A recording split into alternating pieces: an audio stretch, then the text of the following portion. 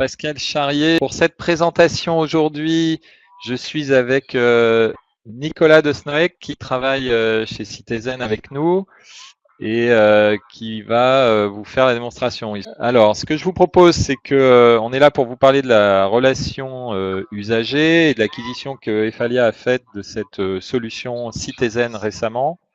Je vais très rapidement vous faire une petite présentation d'Efalia. Alors, il y a beaucoup de gens dans la salle qui connaissent déjà Efalia, mais il se trouve qu'il y a également quelques-uns d'entre vous qui ne connaissent peut-être un peu moins bien, mais je vous rassure, ce sera rapide. Et puis ensuite, Nicolas prendra la main pour vous décrire un peu ce que l'on est en capacité de faire pour vous. On terminera par quelques questions si vous en avez à travers le chat et puis une conclusion. Voilà, on a perdu 5-10 minutes au départ, donc on essaiera de déborder de pas plus que 5-10 minutes. Donc le groupe Efalia, en quelques mots, hein, on est un éditeur de logiciels dans la gestion électronique de documents. On est 75 personnes aujourd'hui, un peu plus de 2000 clients qui sont, vous le verrez, dans le public beaucoup, mais également dans le privé, un peu plus de 100 000 utilisateurs aujourd'hui, un chiffre d'affaires inférieur un peu en dessous de 10 millions d'euros. Et ce qui est important, c'est qu'on travaille sur la gestion documentaire de façon assez transverse. C'est ce que veut représenter le petit schéma que vous avez sous les yeux, qui montre que l'on part du commencement avec la création des documents. Donc ça, c'est l'éditique, avec des solutions de production de documents en masse. En masse d'ailleurs ou transactionnel, hein, mais en tout cas documents, on va dire, de qualité. Ensuite, vous avez le BPM, donc la gestion des processus, qui est connecté de plus en plus à notre outil de GED, ce qui nous permet également de faire de la gestion de courrier. Et puis enfin, ce dont on va parler aujourd'hui, hein, l'objet de ce meeting, c'est la dernière brique fonctionnelle qu'on a ajoutée à ce traitement, qui était surtout un traitement finalement de back-office, hein, avec des solutions qui étaient plutôt utilisées à l'intérieur des organisations. La GED, le BPM, c'est pour traiter des problématiques ou en tout cas des sujets entre soi à l'intérieur d'une organisation.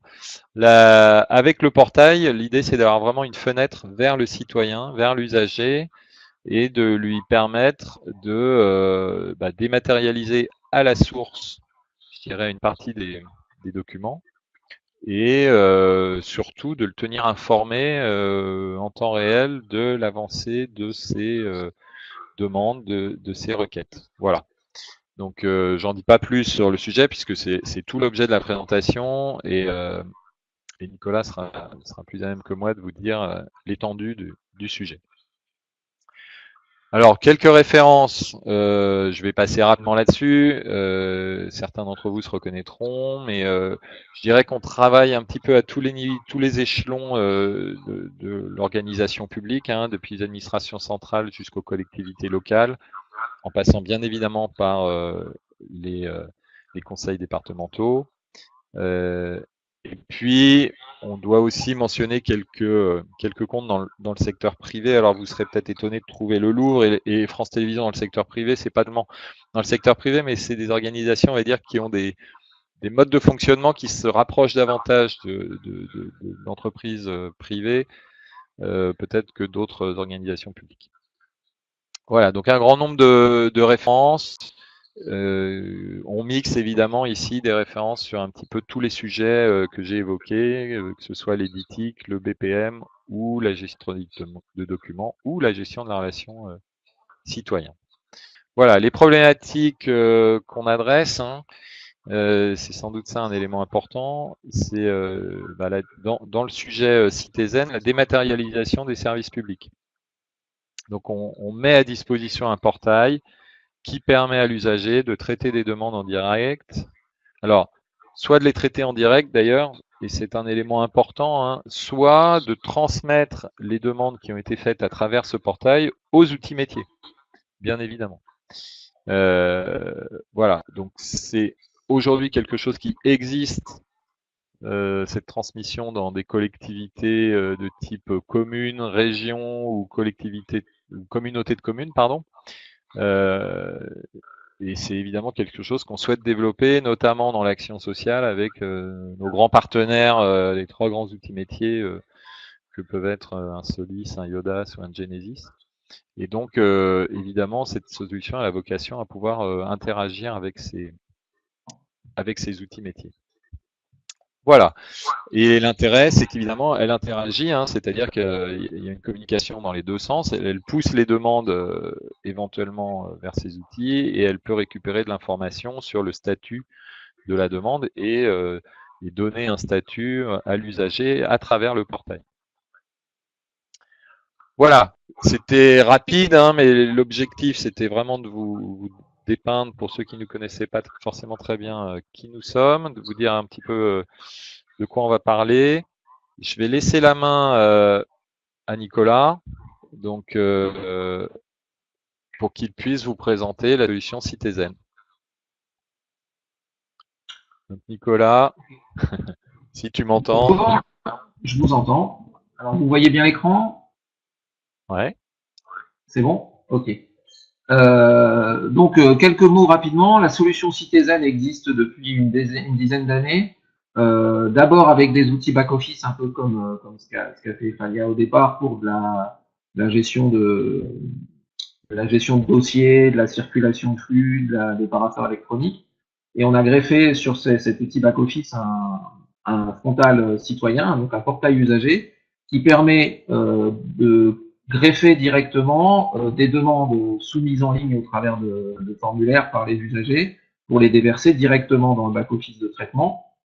Et à l'appui de ce portail, nous avons mis en œuvre un certain nombre d'API techniques qui vont permettre justement d'échanger avec les applications métiers les données publiées soumises par les usagers au travers des formulaires vers ces applications métiers et d'échanger également, comme l'a dit Pascal, dans l'autre sens, pour remonter de l'information issue de ces applications métiers aux usagers au travers du portail. Donc le portail se présente de façon assez standard, je dirais, comme vous le voyez sur l'écran, avec des options de personnalisation basiques, c'est-à-dire un logo, l'organisation des rubriques, éventuellement plus avancées en allant jusqu'à la feuille de style, etc., qui sont à la disposition des gestionnaires de l'application, des administrateurs fonctionnels. Et les différentes démarches sont publiées sur ce portail dans des rubriques pareil, qui sont je dirais, mises en œuvre par les administrateurs fonctionnels. Je ne vais pas insister sur le back-office, je vais vous montrer le portail, mais je pourrais répondre à des questions si vous en avez à la fin. L'outil, je dirais, en termes d'administration, est fourni avec toutes les possibilités donc de description des rubriques, des bouquets, des publications de démarches et aussi de conception des démarches. C'est-à-dire qu'on vous fournit, on vous aide au départ et on va faire le travail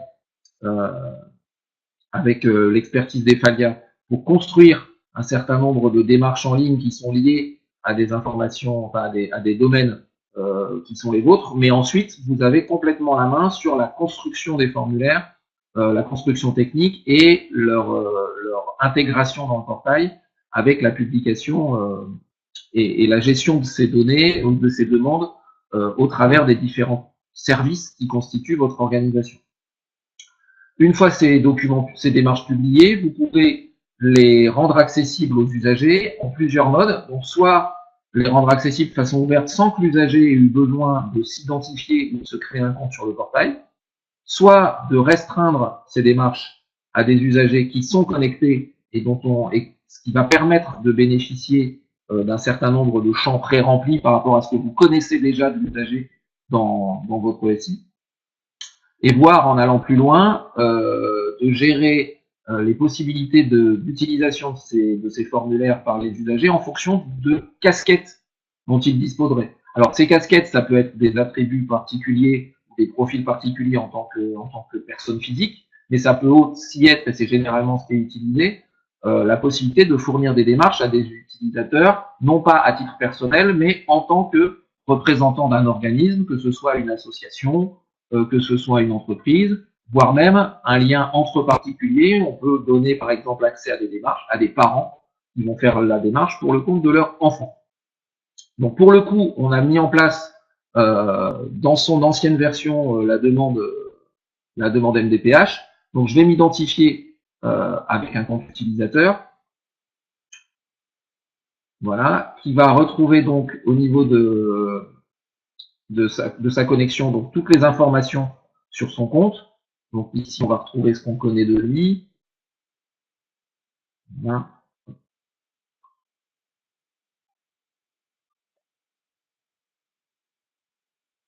Voilà. Voilà, donc on a l'information que l'on connaît dans le back-office avec les possibilités offertes à l'usager de mettre lui-même à jour un certain nombre, tout ou partie de ces informations. Et comme je vous expliquais, la partie mes relations, qui va permettre ici d'avoir accès aux liens qui peuvent exister entre cet usager et d'autres usagers. Donc là, ici, j'ai un enfant, mais on pourrait aussi avoir des organismes et des liens avec des organismes. Je reviens sur la page d'accueil.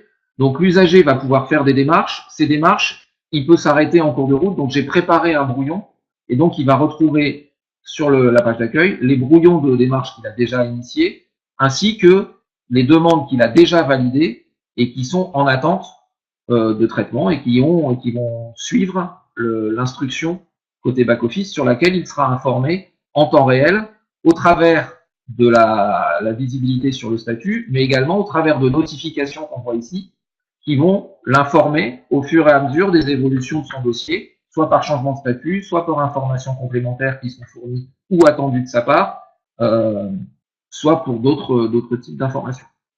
Je vais donc reprendre mon brouillon de démarche. Je suis allé au bout de la démarche, donc je vais tomber sur le résumé final qui, à l'issue de la présentation, présente à l'usager l'ensemble des informations qu'il a saisies au travers des différentes étapes de ce formulaire.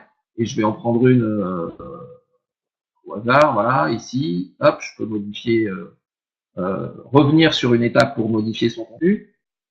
Et vous allez voir qu'on va retrouver des formulaires. Et en gestion de conception de formulaire, vous avez accès à des champs de différents types, des champs de choix radio, des champs date, des champs nombre, des champs pour publier des fichiers, etc. Ici, par exemple, on a la possibilité ici à la fin d'accéder à l'étape des justificatifs, où justement on va vous demander de publier tel ou tel type de document, des certificats, et là, vous voyez, on accepte, et on peut éventuellement a posteriori les modifier pour les changer si on le souhaite. Donc voilà, donc ça c'est le mode général de conception formulaire. Vous voyez qu'on peut aller faire des démarches assez complexes avec beaucoup d'étapes, et le processus permet également de faire des démarches dites conditionnelles, à savoir que vous allez pouvoir créer des étapes et décider que si à une des étapes la personne a choisi dans un menu le choix numéro 1, il ira ensuite à l'étape 5. S'il a choisi le choix numéro 2, il ira à l'étape 6. Vous pouvez décrire ce cheminement dans les étapes du formulaire, dans la conception même du formulaire. Donc ici, je vais aller au bout, je vais enregistrer et valider ma démarche, de façon à vous montrer ce qui se passe dans le back-office. Donc voilà, je vais la valider. Donc, dès qu'elle est enregistrée, dès qu'elle est soumise et qu'elle est enregistrée dans le back-office, elle va entrer, je dirais, naturellement dans le fonctionnement du portail, dans une corbeille de traitement d'un utilisateur. Donc là, je vais basculer pour vous montrer la partie back-office de traitement, sachant que, comme l'a expliqué Pascal, il y a plusieurs façons d'envisager l'utilisation du portail.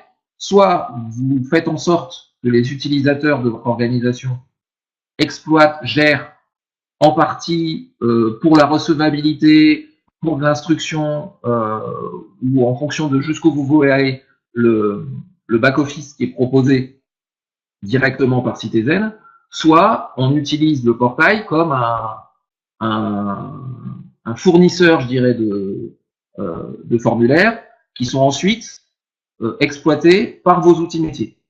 Donc, ici, je vais vous montrer ce qui est utilisé et ce qu'on voit dans le back-office. Donc, je vais retrouver ma demande que je viens de formuler ici. Je vais y retrouver le récépissé qui a été transmis à l'usager et qu'on voit ici au format PDF qui reprend l'ensemble des informations. Le récépissé que vous voyez ici est assez standard par rapport à la solution.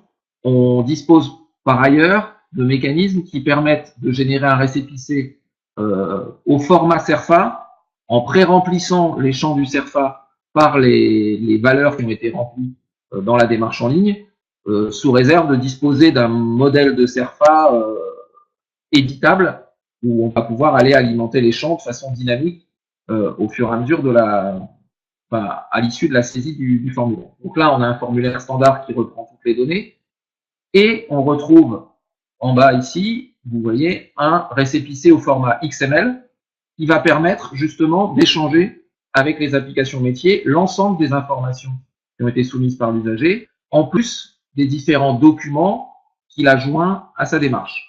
Donc l'idée de ce qu'on va travailler dans les prochaines semaines avec Efalia et la solution Multigest notamment, c'est déjà d'être capable d'intégrer de façon la plus naturelle possible les documents soumis par l'usager et le récépissé dans Multigest pour que les informations, je dirais, transitent sans qu'il y ait de récupération de données et réintégration de données par ailleurs de façon la plus fluide possible. Et parallèlement à ça, ou après, ou un petit peu après, on travaillera avec les solutions métiers pour voir quelles sont les données métiers saisies dans les formulaires qui pourraient être transmises et récupérées directement par les applications métiers sans justement imposer une ressaisie d'informations par les utilisateurs de vos organisations. Voilà. Juste pour montrer un tout petit peu ce qu'il est possible de faire dans le back-office, on va avoir une gestion de statut de la demande. On va pouvoir faire circuler cette demande au sein de l'organigramme avec les transferts de dossiers. Et on intègre, parce que c'est la finalité première de notre portail en termes de solution en termes de back-office, les mécanismes de réponse qui vont permettre de générer des courriers de réponse à partir de modèles documentaires et de les faire circuler dans un workflow de validation au sein de votre organisation. Et ensuite, une fois le document validé par un responsable, le document pourra être transmis soit par mail, soit réimprimé, soit directement publié sur le portail à l'appui de la demande et être accessible par l'usager directement sur le portail suite à une notification par mail.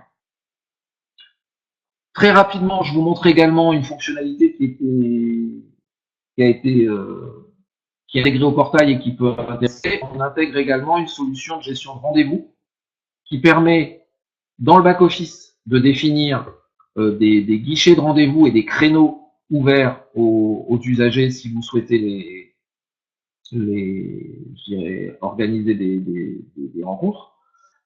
Et au niveau du portail citoyen, la possibilité d'accéder à certains guichets, à certains rendez-vous pour prendre rendez-vous en ligne.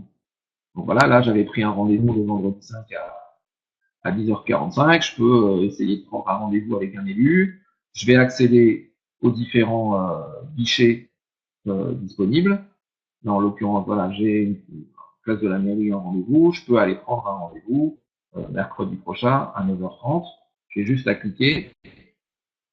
Ça me propose pour qui, parce que je peux encore une fois gérer les traits, et si je représente mes enfants, demander que ce soit un rendez-vous pour mon enfant.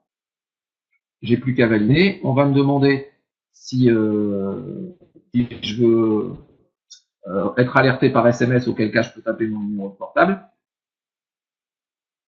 Et j'enregistre le rendez-vous, et ce rendez-vous est enregistré directement dans le back-office et dans le planning du guichet en question. Voilà.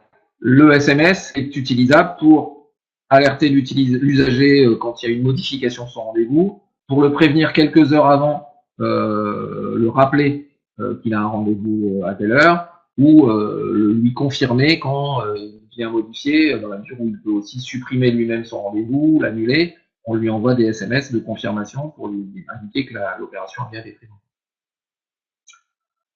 Et dernier point, on peut aussi pousser de l'information, c'est-à-dire que là, on voit mes demandes, donc on peut récapituler tout ce que j'ai envoyé à l'administration, mais on peut également faire en sorte que des documents ou des informations générées par la collectivité à destination de l'usager lui soient poussées sur le portail dans des rubriques qui seraient accessibles également dans le menu pour lui pousser donc de l'information, qu'elle soit individualisée, c'est-à-dire des courriers, des documents que vous lui transmettez, ou alors des documents publics en lui offrant je dirais des bannettes avec par exemple des offres d'emploi ou de l'information générale que vous souhaitez mettre à disposition de l'ensemble de vos usagers. Voilà, j'ai fait le tour un tout petit peu rapidement peut-être. J'ai pas insisté sur la partie back-office, mais l'idée c'est plus de répondre à vos sollicitations, à vos questions, que d'essayer de faire quelque chose d'exhaustif qui ne serait pas forcément. Donc voilà, je vais retourner sur le chat. Alors j'ai une première question. Est-ce que c'est une offre hébergée ou bien est-ce qu'on peut installer ce portail sur et est-ce qu'on peut installer ce portail sur nos infrastructures, en l'occurrence les vôtres, hein.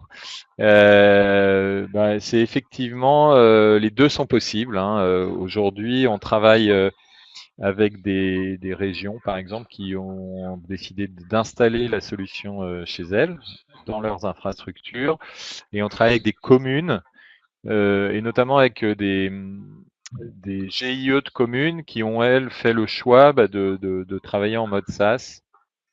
Elles ont mutualisé, en l'occurrence, dans ce contexte auquel je pense, qui est Infocom 94, elles ont mutualisé la solution. Elle est hébergée sur le cloud et utilisée sur un cloud privé, mais elle est utilisée à travers le web. Voilà. Alors, j'ai une question sur la base de connaissances pour assurer le niveau 1 et 2 d'un call center d'un conseil départemental. Voilà. Si je peux te permettre de répondre, Pascal. Oui, bien sûr, avec plaisir. Justement, ça fait partie des briques que je vous évoquais, notamment sur la partie document qui peut être poussé à l'usager. C'est-à-dire qu'on a effectivement dans le back-office, là je vous ai montré des démarches qui viennent de l'usager, qui sont déversées, qui sont routées, mais la partie documentaire, je dirais, qu'on peut gérer dans le back-office, on a mis en place, notamment, comme le disait Pascal, pour le client Infocom 94 et pour les différentes collectivités adhérentes, on a mis en place ce mécanisme de base documentaire qui va permettre de structurer un type de document dans lequel on va pouvoir avoir la description textuelle et éventuellement des pièces jointes annexes qui constituent, je dirais, donc une base documentaire dans le back-office qui va pouvoir donc être accessible par les agents des call centers, mais qui peut, comme je vous l'ai expliqué sur la partie publication de données sur le portail, qui peut pour tout ou partie, en fonction d'un statut, par exemple, sur ces fiches de la base de connaissances, être directement mis en ligne sur le portail pour proposer l'accès à ces fiches réflexes aux usagers directement sur le portail sans être obligé de passer par le call center. Donc oui, on peut mettre en place des mécanismes, enfin, des types de dossiers créés dans le back-office pour ces agents de call center, voire pour les pousser vers l'usager. Voilà, il y avait une autre question. Une question sur la gestion des rendez-vous pour se synchroniser avec les agendas d'entreprise. Pour l'instant, on n'a pas forcément mis en place les mécanismes qui permettent de le faire, je dirais, dans le back-office, de façon à synchroniser en temps réel les créneaux. En revanche, quand un rendez-vous est pris, on génère l'événement e-calendar, il va être envoyé à l'usager pour que lui puisse l'enregistrer dans son agenda personnel. Et on pourrait envisager, pour l'instant ça n'est pas fait, mais c'est quelque chose qui peut s'envisager assez facilement dans le back-office, faire en sorte que les différents événements en question, les différents rendez-vous de type e-calendar puisse être synchronisé avec un agenda soit partagé, soit un agenda nominatif d'une personne qui est en charge du guichet en question, ou un élu si on parle d'un rendez-vous pour les élus. Donc techniquement, on génère les événements, mais pour l'instant, on n'a pas fait côté back-office de synchronisation structurée avec un agenda type Exchange ou Nouvelle, mais on génère des rendez-vous un peu normalisés qui pourront se synchroniser avec ce type d'agenda. Alors, une question de timing. Donc, la question, je la lis pour vous. Hein. Donc, quand la synchronisation des demandes émises dans le portail avec la GED Multigest sera opérationnelle? Donc, là, c'est une question. Aujourd'hui, la synchronisation, c'est quelque chose qu'on peut mettre en place assez rapidement. En termes de délai, on parle de cet été, hein, quelque chose d'assez rapide. Après, la question, effectivement, c'est la synchronisation avec les outils métiers. Et là, ça dépendra un petit peu de. On dirait que on va dans le sens de l'histoire, en tout cas, hein, puisque c'est tout l'objet du palier 2, hein, de la mise en place de l'homogénéisation des pratiques, on va dire, sur ces outils métiers, et qui est qu'ils puissent ouvrir leur outil SI.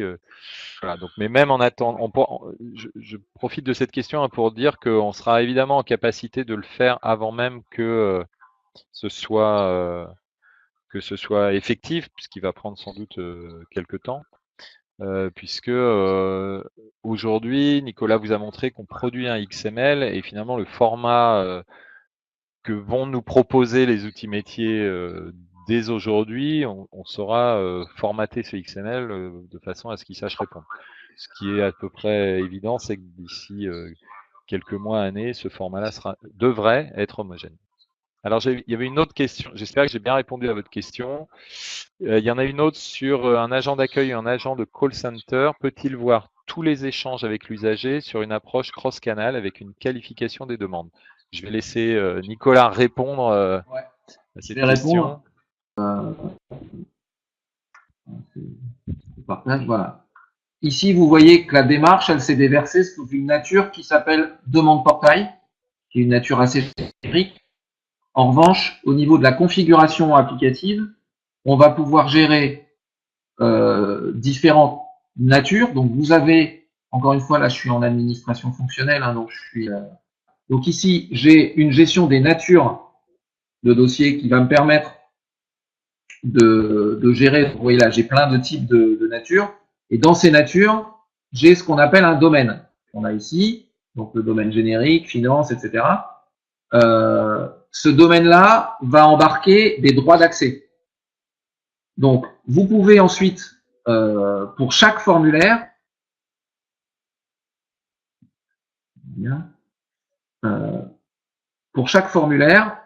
je vais revenir sur la partie publication qu'on a évoquée tout à l'heure. Ici,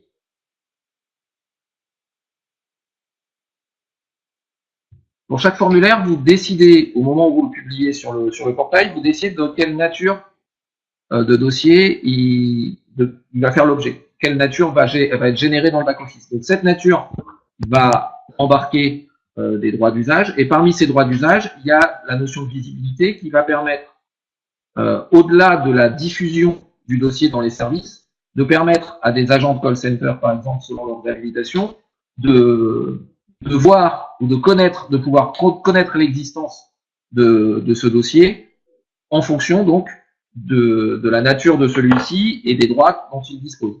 Donc, si vous souhaitez qu'un agent de call center puisse voir tous les dossiers, même s'il n'en est pas explicitement destinataire, vous pouvez le gérer. Vous pouvez aussi faire en sorte que, en fonction de la nature de la demande, l'agent de call center ne puisse voir qu'une partie des demandes qui ont été faites en fonction de la nature de cette demande dans le back-office. Donc, je vais juste vous montrer très rapidement ici. Alors, je vais aller peut-être maintenant là. Voilà. Vous avez ici une fiche usagée, donc vous avez le petit menu en haut pour rechercher un partenaire, vous tapez le nom et vous obtenez sa fiche. Et quand vous avez la fiche de l'usager qui s'ouvre, vous avez un onglet, voilà, vous avez de l'usager, vous avez un onglet dossier qui va vous permettre d'accéder à l'ensemble des dossiers qui ont été soumis par l'usager ou des courriers que vous lui avez adressés, avec cette restriction de visibilité sur les différentes natures.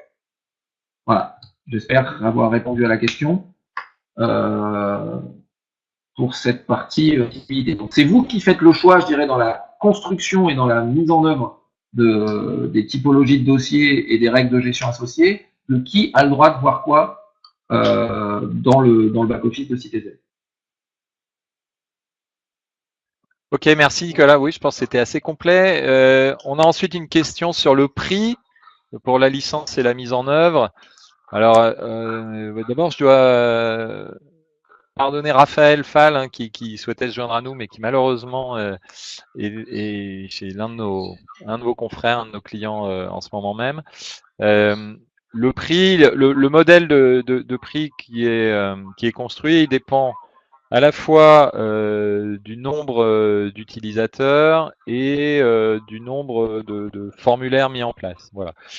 On l'a adapté évidemment en fonction des organisations. Donc, comme la question vient d'un département, je réponds pour les départements. On s'est aligné sur notre modèle de pricing qui dépend du nombre d'administrés. Hein.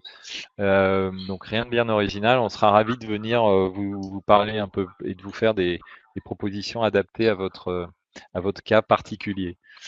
Il y avait ensuite une question sur le portail Citizen et est-ce qu'il peut être interfacé avec d'autres GED, voire avec gestion de courrier, autre gestion de courrier que Multigest. Bah, a priori, la solution Citizen aujourd'hui, à ma connaissance, mais Nicolas, tu me diras si je me trompe, je ne crois pas qu'elle soit connectée avec une autre GED. Donc, on va dire qu'on va commencer par travailler sur la connexion avec la nôtre. Mais on a plutôt une politique et une stratégie, on va dire, d'éditeurs collaboratifs ouverts. Donc, si pour une raison ou pour une autre, vous avez une autre solution que Multigest, on est prêt à l'entendre et on est tout à fait disposé à mettre en place des connexions. À nouveau, hein, ce sont pas des chantiers pharaoniques. Toutes ces solutions sont équipées de services web. Nativement, la solution Citizen a été pensée pour interagir avec des outils métiers et des outils de back-office. Donc, bien évidemment, on est en capacité de venir répondre à une problématique qui soit pas forcément de se connecter avec Multigest, mais avec une jet du marché. Pour rebondir sur ce que dit Pascal, effectivement, notre stratégie est la même que celle des Falia, c'est-à-dire c'est de proposer des outils ouverts avec des API d'accès. Donc, je vous ai évoqué tout à l'heure rapidement, peut-être trop rapidement, le fait que l'application embarque nativement une collection de web services d'accès aux informations pour permettre à des applications métiers, quelles qu'elles soient, mais identifiées, hein, avec un mécanisme d'authentification par mot de passe, voire par certificat, d'aller interroger par web service le contenu de ce qui se trouve dans Citizen en termes de dossier et d'aller récupérer les informations des dossiers et les informations contenues dans les XML que je vous ai indiqués pour pouvoir les intégrer, ainsi que les documents joints à la demande.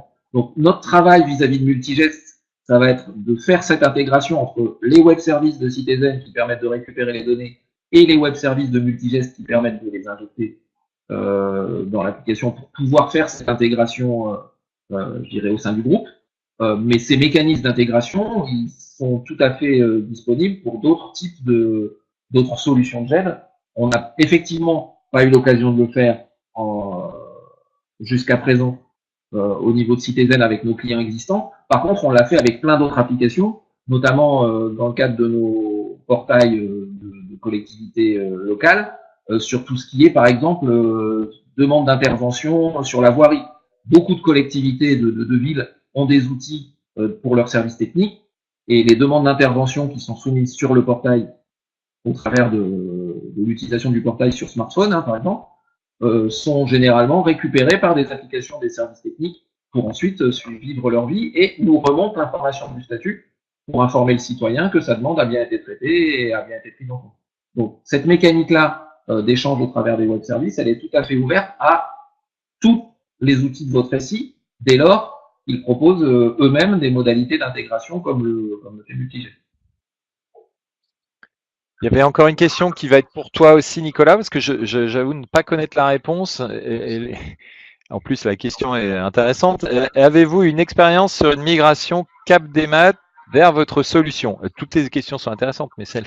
Alors, on n'a pas, concrètement, on n'a pas d'expérience de migration dans le sens d'une récupération des données.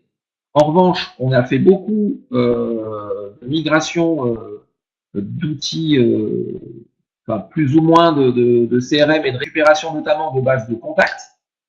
Par exemple, avec toutes les collectivités d'Infocom, ils sont passés d'une solution qui s'appelle Localeo, un autre concurrent de Capdemat, vers la nôtre. On a récupéré pour l'ensemble des collectivités les bases de contacts, les bases d'usagers pour les préalimenter, je dirais, dans la GRU Citizen. En revanche, effectivement, on n'a pas cette expérience de migration sur tout ce qui pourrait être démarche déjà faite, déjà réalisée.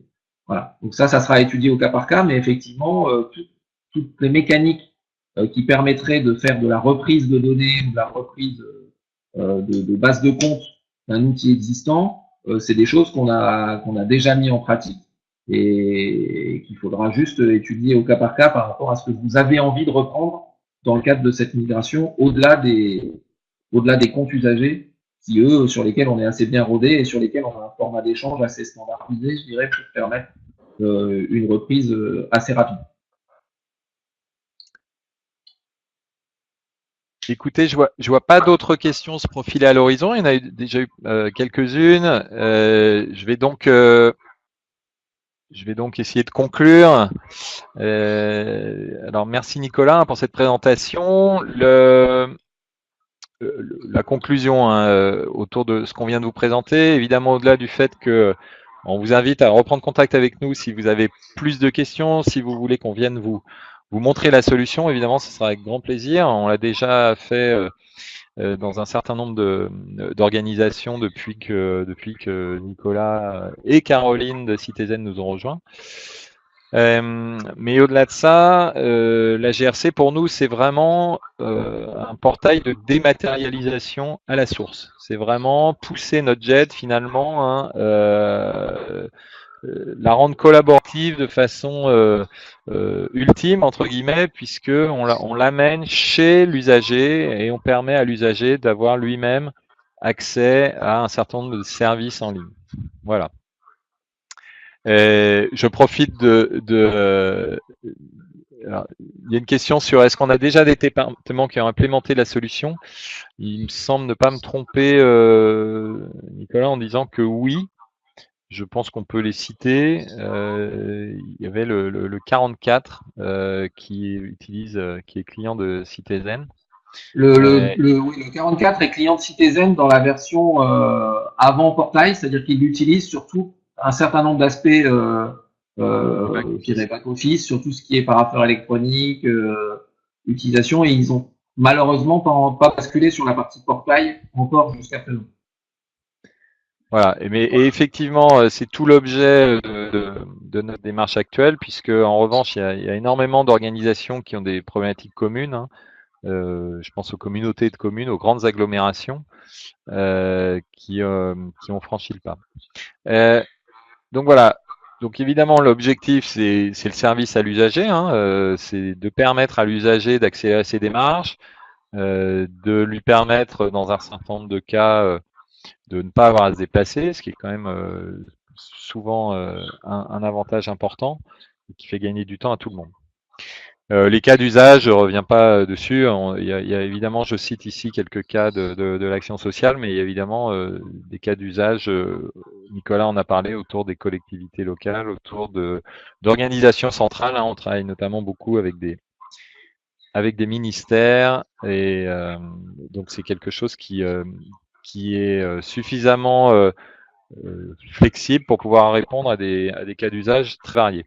On envisage d'ailleurs mettre ça également puisque je vous ai expliqué en début de présentation qu'on avait également des sociétés privées avec lesquelles on travaillait, hein. Il est tout à fait probable que beaucoup d'entre elles auront également des besoins de ce type. Voilà, écoutez, on a presque tenu le timing. Je tenais à vous remercier pour votre participation.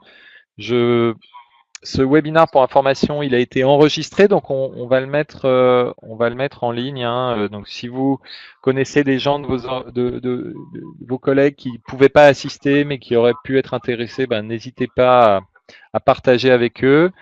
Je vous souhaite à tous une excellente fin de journée, un bon appétit, et puis ben, on attend de vos nouvelles et on vous dit à très bientôt. Au revoir à tous.